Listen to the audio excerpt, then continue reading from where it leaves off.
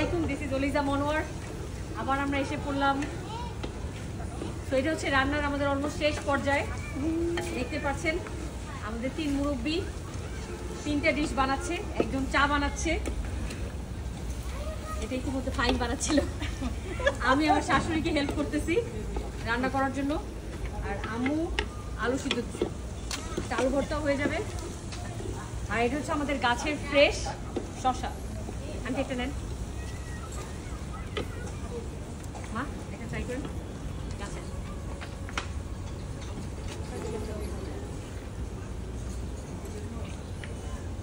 এই রে, আমি কি দিয়েছো?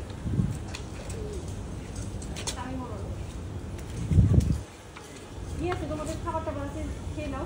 বার্গার আছে, স্যান্ডউইচ আছে।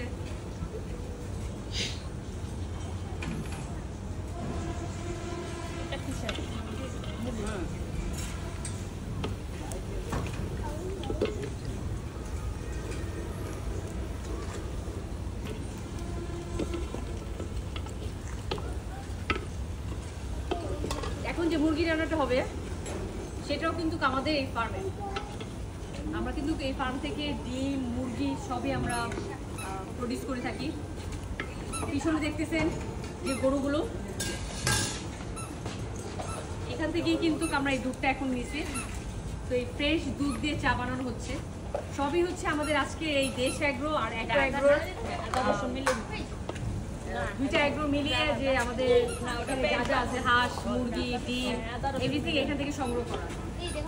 আর ভেজিটেবলস গুলো কিন্তু আমাদের ফার্মে।